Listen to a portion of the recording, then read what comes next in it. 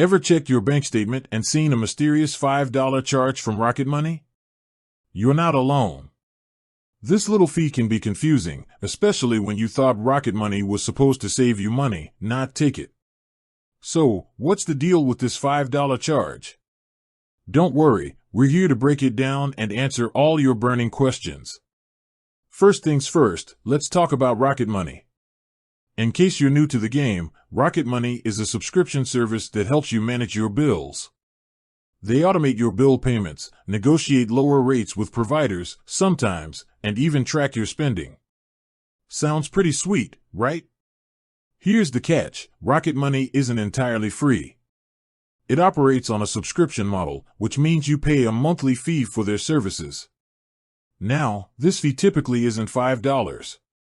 It usually falls somewhere between $9 and $39 depending on the plan you choose. So, where does the $5 charge come from? There are actually a couple of possibilities.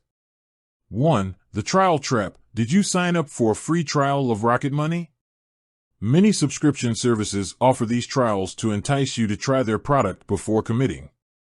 Here's the sneaky part: sometimes, these trials automatically convert to paid subscriptions unless you cancel them before the trial period ends.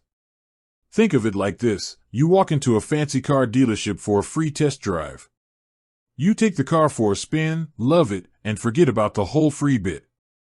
The next thing you know, you're driving off the lot with a hefty car payment hanging over your head.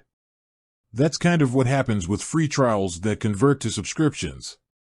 The $5 charge you see could be the first month's payment for your Rocket Money subscription after the free trial automatically ended.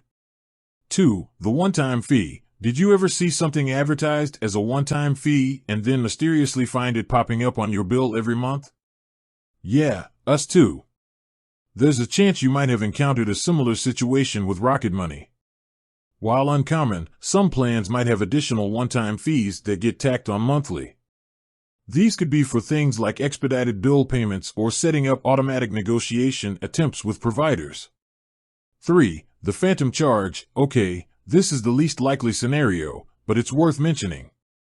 Sometimes, technical glitches or billing errors can lead to random charges appearing on your account. Here's how to figure out which scenario applies to you. Log into your Rocket Money account. Navigate to your billing section. This should show you your current plan, any additional fees associated with it, and your payment history. Look for any mention of a free trial. If you signed up for one, the dates of the trial period should be listed here. Check for one-time fees. These might be hidden under less than obvious titles, so scan through everything carefully. Once you identify the source of the $5 charge, you have options. Cancel your subscription. If you didn't intend to pay for Rocket Money, simply cancel your subscription. This can usually be done through your account settings. Downgrade your plan. Some plans might have unnecessary features you don't need. Look into downgrading to a cheaper plan that doesn't include the $5 fee.